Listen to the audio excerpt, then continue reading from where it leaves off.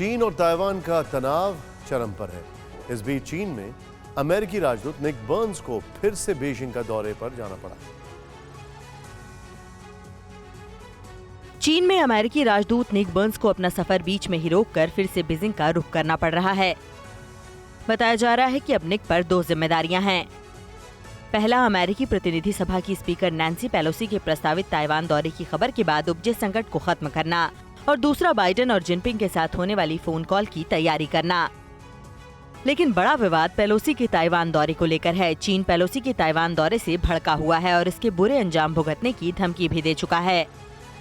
चीन के इस कदम के बाद से अमेरिका बैकफुट पर है और बाइडेन भी पेलोसी की ताइवान यात्रा के हक में नहीं है। ताइवान पर चीन के हमले की आशंका को लेकर अमेरिकी सुरक्षा सलाहकार जेक सुलिवन ने भी कहा कि अमेरिका ताइवान पर अभी रणनीतिक अस्पष्टता बनाए रखेगा। हालांकि कुछ दिन पहले राष्ट्रपति बाइडेन ने कहा था कि अगर ताइवान चीन पर हमला करता है, किसानों की सफलता के लिए 500 किसान आपको सिखाएंगे और पढ़ाएंगे सफलता का पाठ। फ्रीडम ऐप को अभी डाउनलोड कीजिए।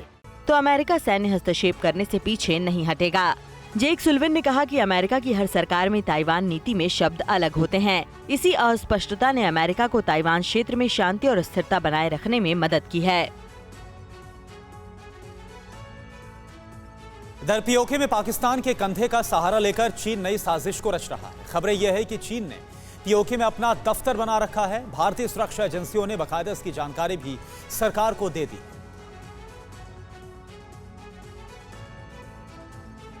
चीन और पाकिस्तान दोनों मिलकर भारत के खिलाफ जहरीली खिचड़ी पका रहे हैं। पीओके में चीन लगातार अपना दखल बढ़ा रहा है। भारतीय सुरक्षा एजेंसीज ने केंद्र सरकार को इस बात की पुख्ता खबर दी है कि चीन की कंस्ट्रक्शन कंपनी ने पाकिस्तान के कब्जे वाले कश्मीर यानी पीओके में अपना दफ्तर बना रखा है। साथ ही चीनी कंपनी मुजफ्फराबाद और अथमुकम से सटे इलाकों में हो रहे निर्माण कार्यों को नियंत्रित कर रही है।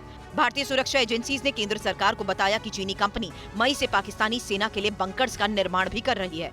चीनी कंपनीज ने पहले भी पीओके में निर्माण कार्य किया है, लेकिन भारत के लिए चिंता की बात यह है कि पहली बार एलओसी पर चीनी कंपनियां इस तरह की परियोजनाओं पर काम कर रही है। आपको बता दें, इलाका पीओके की नीलम घाटी से सटे केल सेक्टर में पाकिस्तानी सेना की 32 डिवीजन के तहत आता है।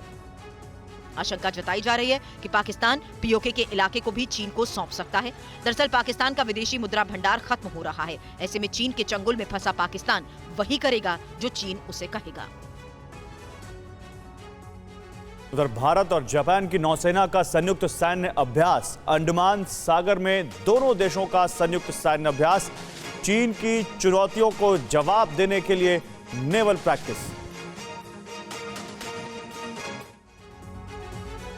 हिंद महासागर में भारत और जापान कदम, जिसे देख चीन हो जाएगा बेदम। इंडियन ओशियन से चीन को सीधी चेतावनी, ड्रैगन की दादागिरी का अंत तय। चीन की साजिशों पर अब लगेगा पूर्ण विराम। समंदर में अभ्यास, जिनपिंग को तनाव। गलवान घाटी में भारतीय सैनिकों के हाथ पिट चुका चीन का अब समंदर में इलाज किया जाएगा। इंडियन ओशियन में चीन की बढ़ती दादागिरी का जवाब अब उसी के अंदाज में दिया जाएगा, क्योंकि इंडियन नेवी और जापान की नौसेना ने ये चेतावनी सीधे सीधे जिनपिंग तक पहुंचा दी है। इन तस्वीरों को देखिए। समंदर में भारत और जापान के युद्धपोत एक साथ नजर आ रहे हैं, जिसे देखकर आज जिनपिंग को तनाव हो रहा होगा, क्योंकि समंदर के इन वीरों ने जापान की नौसेना के साथ मिलकर न सिर्फ युद्धाभ्यास किया, बल्कि अंतर्राष्ट्रीय शिपिंग और व्यापार सुनिश्चित करने की दिशा में कदम भी उठाने शुरू कर दिए हैं। अंडमान सागर में हुए इस युद्धाभ्यास में आईएनएस सुकन्या, गश्ती पोत और जेएस समिदारे इस जहाज ने हिस्सा लिया, जबकि हिंद महासागर में कल हुए इस अभ्यास में Japan maritime self defence force के जवान भी शामिल हुए।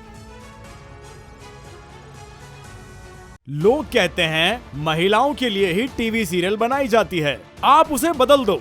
सफल महिलाओं से सफलता का पाठ पढ़िए। फ्रीडम ऐप को अभी डाउनलोड कीजिए।